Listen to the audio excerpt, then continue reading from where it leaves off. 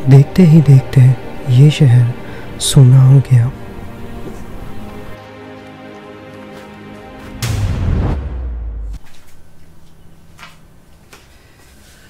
यार समझ ही नहीं आ रहा जब से न्यूज़ आई है, गेम कौन बैन करता है यार।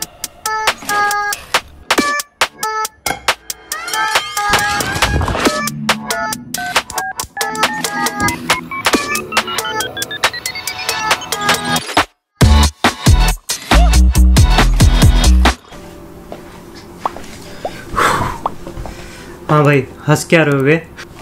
देखो मैं तो अपना ले आया भाई, उन लोगों का सोचो जो असल ज़िंदगी में कच्चे में बैठे हैं पर पबजी में कपड़े खरीद के बैठे हैं। खैर मजाक नहीं उड़ाएंगे, बहुत सीरियस टाइम चल रहा है।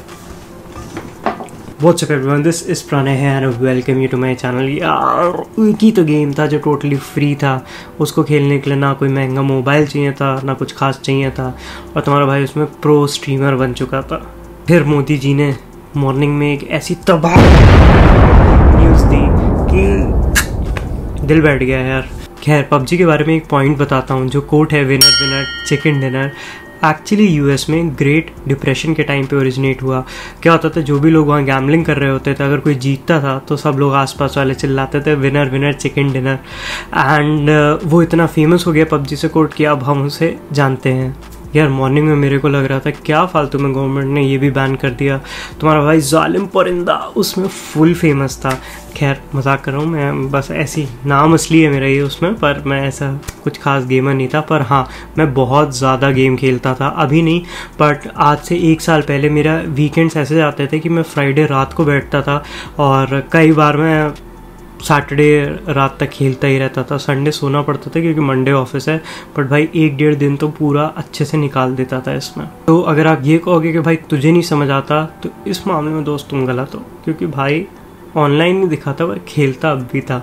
अब सोचने वाली बात यह है यार कि ठीक है, ये एक जो इसकी मेन कंपनी है पबजी की, वो एक चाइनीज़ कंपनी नहीं है, पर एक्चुअली जो पेरेंट कंपनी है इस ग्रुप की वो एक चाइनीज़ कंपनी है। तो जो भी पबजी के ओनर्स हैं उनको चाइनीज़ कंपनी ट्रांजेंट को एक कंट्रीब्यूशन देना पड़ता था फ्रॉम देयर प्रॉफिट्स। एंड आपको शायद पता नहीं होगा, इंडिया जो था वर्ल्ड में सबसे बड़ा यूज़र बेस था पबजी का। एंड लास्ट ईयर के रिपोर्ट्स के अकॉर्डिंग पबजी हर मंथ 7 मिलियन का बिजनेस करता था इंडिया में, which is a lot. And specially इतने छोटे से टाइम में उनको इतना ज़बरदस्त प्रॉफिट हो रहा था, राइट।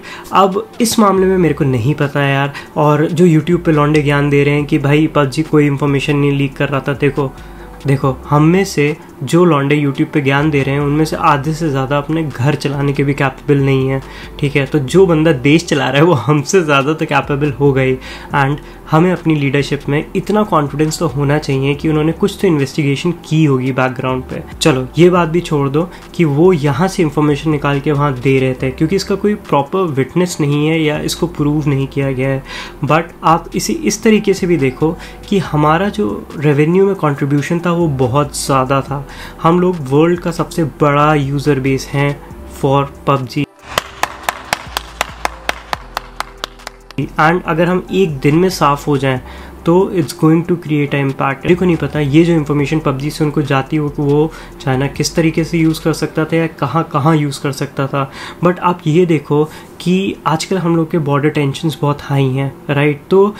तो आप लोग ये देखो कि हम एक बहुत शांति प्रिय देश हैं, हम लोग कोई वॉलेंट एक्शन नहीं लेना चाहते। और and to be very frank, war से ना हमारा भला होता है ना किसी और का। जो होता है वो ये होता है कि हम इकोनॉमिकली बहुत पीछे हो जाते हैं, राइट। जो डेवलपमेंट शायद आज होना था वो आज से 5 साल बाद होगा। So it's going to have a very very bad effect on countries economy.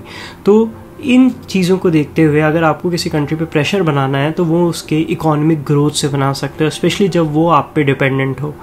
इस सिनेरियो में था। So government took a very hard decision and they slapped out the profits in 1 day, जो कि ठीक है।